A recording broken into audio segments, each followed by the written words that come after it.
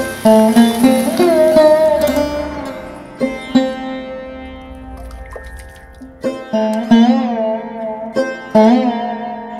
Everyone, good morning. কেমন আছো তোমরা সবাই? আশা করছি সবাই খুব ভালো আছো। আমি দীপা। আমার একটা ছোট্ট পরিবারে তোমাদের সকলকে জানাই অনেক স্বাগত, অনেক ভালোবাসা। আজকে একটা নতুন ঝলমলে ভিডিও নিয়ে চলে এসেছি। আজকে সকাল থেকে এই ভিডিওটা শুরু করেছি, আর এখন করে তো আমাকে সকালে আমার রান্নাটা হয়ে যাচ্ছে, সেজন্য সারাদিনে অনেকটা সময় পাই। তো আজকের এই রান্না দিয়েই ভিডিওটা শুরু করছি। আগের দিনকে চিকুর পাপার ডিমান্ড আর কি হয়েছে, একটু ফুলকপি আলু দিয়ে মাখা মাখা তরকারি করে দেবে, আর সাথে হবে একটু ফ্রাইড রাইস। তো ভাবলাম যে চলো, সে যখন বলেছে একবার তাহলে বানিয়ে দেওয়া যাক।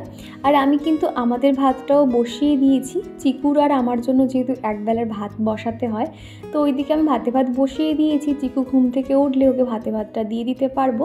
আর এদিকে কিন্তু ফ্রাইড রাইস বানিয়ে নিচ্ছি। প্রথমে সবজিগুলো একদম ঘি দিয়ে ভেজে নিয়েছিলাম, আর চালটাও যেভাবে নর্মাল আর কি বানায় সেইভাবে বানিয়ে নিয়েছিলাম। তারপরে একে একে মশলাগুলো দিয়ে দিচ্ছি। একটু ব্ল্যাক পেপার, গরম মশলা, একটু সামান্য নুন, চিনি সমস্তটাই দিয়ে দিয়েছি।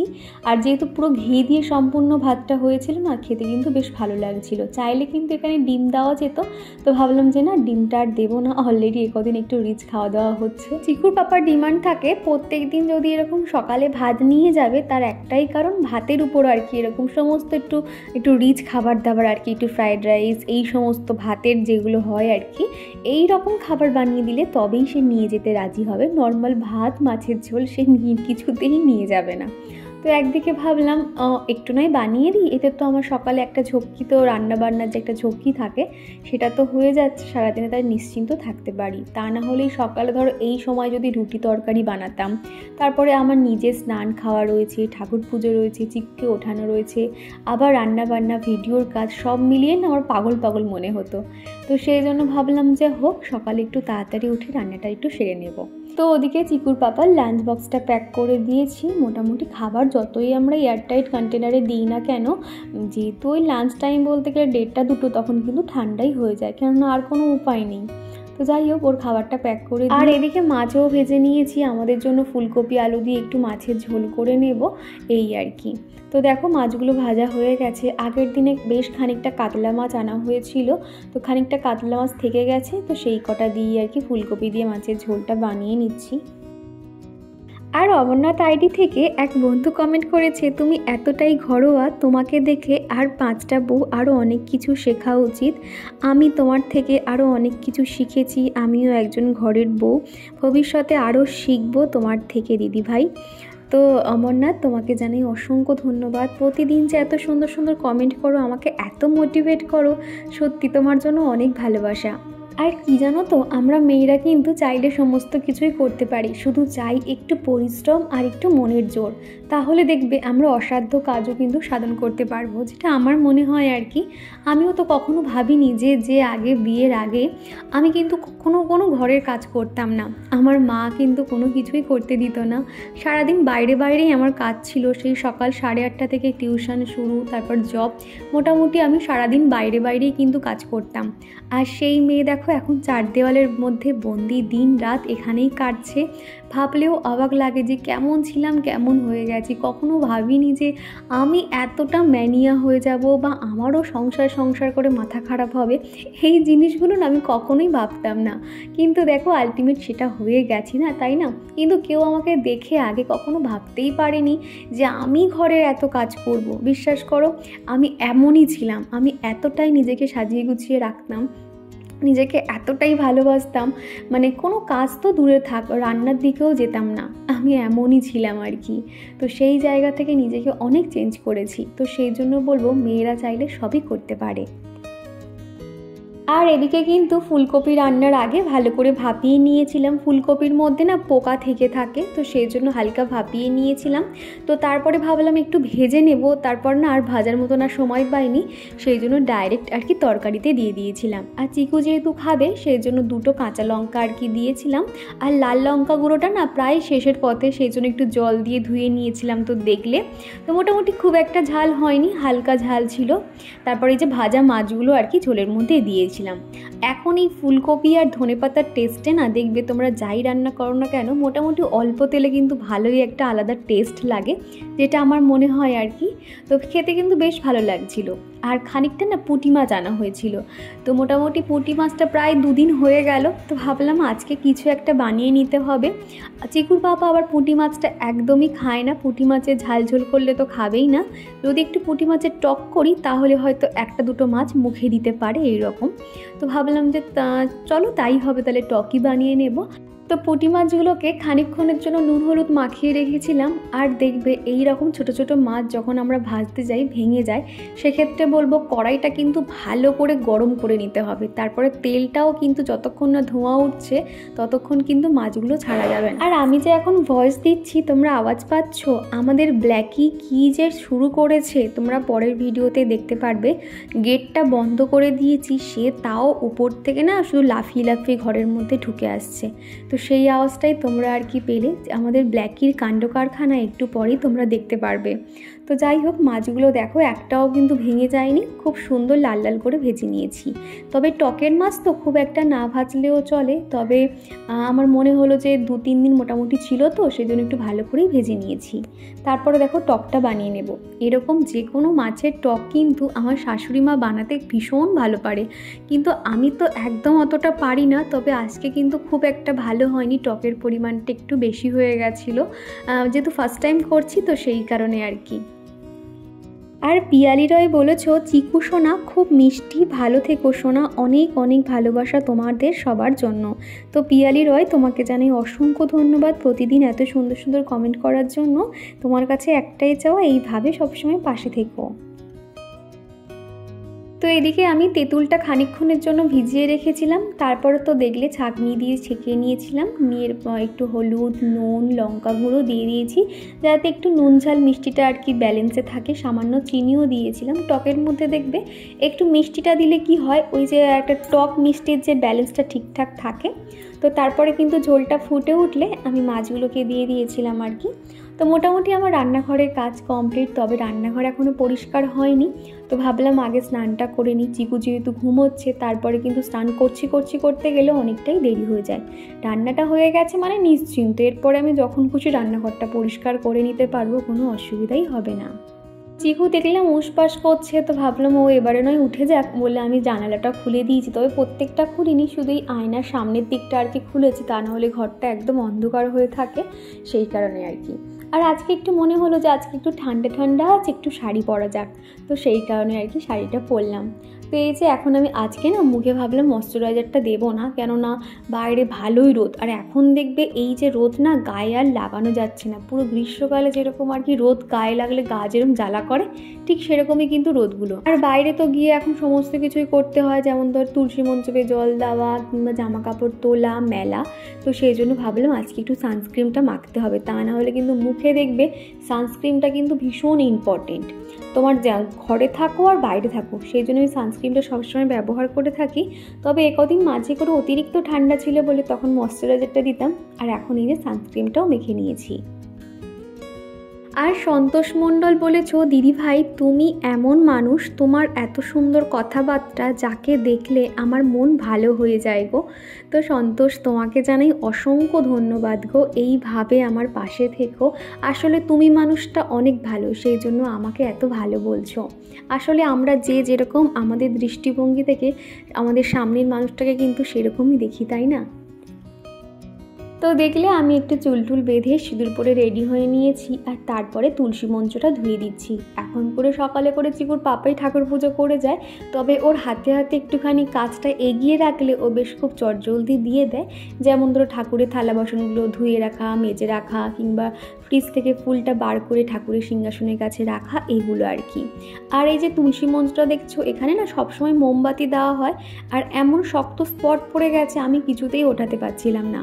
তো এই বাটি করে যে জলগুলো নিয়ে গেছিলাম, সেই জল দিয়ে আর কি সুন্দর করে তুলসী মঞ্চটা ধুয়ে দিয়েছি, একটু পরিষ্কারও করে দিয়েছি। যদি এই বাড়িটাতে আরও কয়েকটা দিন থাকার ভেবেছিলাম, তবে মনে হয় না বেশি দিন থাকতে পারবো। এখানে নতুন করে আরও একটা প্রবলেম শুরু হয়েছে, তো সেই কারণে না মানে তুলসী মঞ্চটা আমি আর হাত দিচ্ছিলাম না। ভেবেছিলাম তুলসী মঞ্চটা সুন্দর করে লাল রং করে ফেব্রিক কালার সাদা দিয়ে সুন্দর একটা আলপনা করে দেব, তবে সেটার আর মন মানসিকতা নেই। সব জায়গায় দেখবে মানুষ একই রকম, নিজের স্বার্থটাই বোঝে। আগের বাড়িতে যখন ছিলাম সেখানে আর কি যে সমস্যার জন্য আমাদের উঠে আসা, এখানেও দেখছি সেই একই সমস্যা, যেটা একদম অবান্তর আর কি। ঠিক আছে, মানে এই শীতকালেও আমাদের কারেন্টের বিল দেখে আমাদের মাথায় হাত। তো আমি ডিটেলসে আর বলছি না, তবে আমাদের ঘরে তো তোমরা দেখেছো না কোনো এসি রয়েছে, না টিভি, না কিছুই। ঠিক আছে, এরকম তো তোমরা দেখেছো, তাও এখানে বিল অনেক দেখতে পাচ্ছি। আর এমনিতেও তো আমাদের ঘর ভাড়া তোমাদেরকে বলেছিলাম যে 6,000 টাকা ঘর ভাড়া, সেখানে আমাদের সমস্তটাই এমনকি জল পর্যন্ত কিনে খেতে হয়। সেখানে যদি ভিতরে এরকম কারসাজি করা থাকে তাহলে আমার মনে হয় না যে আমাদের মতন ফ্যামিলিতে এখানে থাকা কিন্তু ভীষণ কষ্টকর হয়ে ওঠে। তো এই বাড়িটাতে কতদিন থাকবো আর জানি না, তবে এই যে একবার এসেছি এখানে জিনিসপত্র নিয়ে আসা, এই যে একটা ধকল গেছে, এই যে কষ্টটা গেছে না, ভাবলে যেন কি খারাপ লাগে, মনে হয় জীবনে কি পাপ করেছি সেই জন্য মানে এইগুলো ফেস করতে হচ্ছে। বিশ্বাস করো, আমরা না কখনো মানুষের কাছ থেকে একটা টাকাও মেরে নেওয়ার কথা কল্পনাও আসে না, মাথায়ও আসে না। সেখানে কি করে মানুষকে দিনের পর দিন এরা কি করে ঠকিয়ে যায়, আমি তো এদেরকে দেখে অবাক লাগে। যদি কেউ আমার কাছে 10টা টাকা পায় না, আমি শুধু ভাবি যে কতক্ষণে তাকে টাকাটা দেব। আর এখানকার মানুষজন না প্রত্যেকটাই দেখছি ফ্যামিলিতে উপরে উপরে দেখলে তুমি কিচ্ছু বুঝতে পারবে না যে এরকম হতে পারে, কিন্তু যখন এখানে থাকছি কয়েকটা দিন আস্তে আস্তে যাচ্ছে তখন বুঝতে পারি যে না, সব জায়গায় এরকম একই কেস করা রয়েছে, ভাবলেও অবাক লাগে। তো যাই হোক, কী আর করা যাবে, জানি না এখানে আর কতদিন থাকতে পারবো। তো যাই হোক, অনেক কথাই বললাম, এখনও অনেক কথা তোমাদেরকে বলতে ইচ্ছে করছে, তবে সোশ্যাল মিডিয়াতে তো পুরোপুরি ডিটেলসে বলতে পারি না, তোমরা একটু বুঝে নিও। তো যাই হোক, এখন এই যে চিকু তো ঘুম থেকে উঠে পড়েছে, আর এখন ওকে একটু মুখটা ধুইয়ে দিচ্ছি। আর এখন করে কিন্তু চিকু বেশ অনেকক্ষণ ঘুমিয়ে থাকে, সেই জন্য আমার অনেকটা সুবিধা হয়। আমার মোটামুটি ভারী কাজকর্মগুলো বেশিরভাগটা হয়ে যায়, টুকটাকগুলো থাকে আর কি, তখন অতটা অসুবিধা হয় না। তো ভাবলাম চিকু যখন লেট করে উঠেছে একেবারে ওকে দুধ টুধ কিছু দেবো না, একটু ভাত খাইয়ে দিই, কেননা সবে এখনই 11:45 মতন বাজে। এবার তাহলে দুপুরবেলা আমি আরও একসঙ্গে খেয়ে নেব মোটামুটি 2-2:30 নাগাদ। তো সেই কারণে ভাবলাম যে ওদিকে তো ভাতটাও হয়ে গেছে, ভাতটা মেখে আনবো। আর এই জায়গাটাতে না উঠোনটাতে আর কি বেশ ভালো রোদ আছে সকালবেলা করে।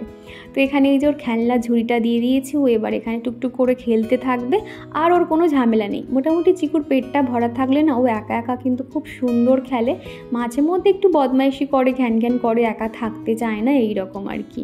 তো ওকে দেখো এখানে রেখে আমি রান্নাঘরে এসেছি আর কি, ভাতটা মেখে নিচ্ছি। তো আলু সিদ্ধ ভাত দেবো, আর একদম শুকনো শুকনো তো, সেই জন্য ফুলকপির যে ঝোলটা করেছিলাম শুধু 1 পিস আলু, ফুলকপি আর ঝোলটা নিয়ে নেব। আর মৌদিদি ভাই বলেছো তোমার ভিডিওটা ফুল ওয়াচ করলাম, তোমার ভিডিওটা খুব ভালো হয়েছে, আর চিকুর জন্য অনেক ভালোবাসা। তো থ্যাংক ইউ গো দিদি ভাই, তোমরা প্রত্যেকে চিকুকে এত ভালোবাসো, এত সুন্দর সুন্দর কমেন্ট করো, আমার খুব ভালো লাগে। চিকু যদি একটু বুঝদার হতো না তাহলে ওকে এগুলো আমি শোনাতাম, তবে ও তো এগুলো এখন অতটা বোঝে না। তবে আমার খুব ভালো লাগে যে তোমরা আমার সাথে সাথে যে চিকুকেও এতটা ভালোবাসা দিয়েছো। খাওয়ার সময় শুধু বলছে মা ঝাল ঝাল করছে, হ্যাঁ, অন্য সময় চিপস, কুরকুরে, চিকেন, ঝাল ঝাল চিকেন দাও, তখন কিচ্ছু বলবে না। আর এখন একটুখানি আমি ওই ফুলকপি ঝোলটা সামান্য একটু ওর কাছে ঝাল লাগছে আর কিন্তু ঝাল একদমই দিইনি আমি। মাত্র তো দেখেছো রান্না করার সময় 2টো কাঁচা লঙ্কা দিয়েছিলাম, তাও জাস্ট ওইভাবেই দিয়েছি, যে ঘেটে দিয়েছি তাও না। তো সেটা শুধু খাচ্ছে আর ওই রকম বলতে থাকছে, এত দুষ্টু হয়েছে। আর ঝাল ঝাল কুরকুরে, মা দাও দাও দাও, এরকম করতে থাকবে, জানো। আরম করো না, ছাড়ো, এত দুষ্টু হয়েছে। তো চলো এখন ওকে খাইয়ে নিই, তারপর তোমাদের সঙ্গে আবার দেখা করছি। আর ওই যে মেন রাস্তা দেখছো, আর এই যে আমাদের গেট, সেই জন্য আমি গেট কিন্তু একদমই খোলা রাখি না। চিকুর পাপা যখনই অফিস বেরিয়ে যায় সাথে সাথে গেট লক করে দিই। তবে না আজকে একটুখানি মানে ভুলে গেছিলাম আর কি, তো তারপরে খেয়াল পড়লো যে গেটটা তো লক করা হয়নি, তো সেই জন্য দেখো সাথে সাথে এসেই কিন্তু গেটটাকে এখন লক করে দিচ্ছি। আর সকালবেলা না আজকে উঠোনটা ঝাড় দিইনি, শুধুমাত্র জল ছড়া দিয়েই আর কি ভিতরে চলে এসেছিলাম। আর পাতাগুলো দেখতে পাচ্ছ, আকন্দ ফুলের পাতা, আর ওদিকে সেই জামরুল না কি একটা গাছের পাতা যেন দেখো, দুটো মিলিয়ে না এত নোংরা হয়ে থাকে। উঠোনে দেখবে ঘরে ঢুকতে এরকম পাতা পড়ে থাকলে না দেখতে একদমই ভালো লাগে না। তো সেই জন্য ভাবলাম একটু ঝাঁটটা দিয়ে দিই, কী অবস্থা হয়ে রয়েছে। আর এই তুলসী গাছে দেখো একদম মঞ্জুরি ভর্তি হয়ে গেছে। এটা যদি আমার নিজেদের গাছ হতো না, বলতে হতো না, আমি গাছগুলোকে সুন্দর করে ছিটে দিতাম আর কি। তবে এগুলো তো আমার নয়, অন্যের গাছ, তো সেই জন্য না মানে কিছু বলছিও না।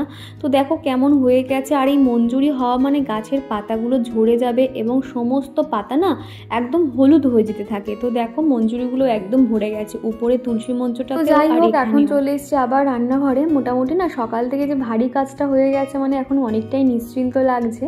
আর এখন এই যে কয়েকটা থালা বাসন রয়েছে, সেলফ কাউন্টার, এইগুলো আর কি টুকটাক কাজগুলো রয়েছে। তো চিকুকে এখন খাইয়ে দিয়েছি, মানে পেট ভর্তি, ও এখন খেলবে আর আমি এদিকে কাজকর্মগুলো সেরে নেব।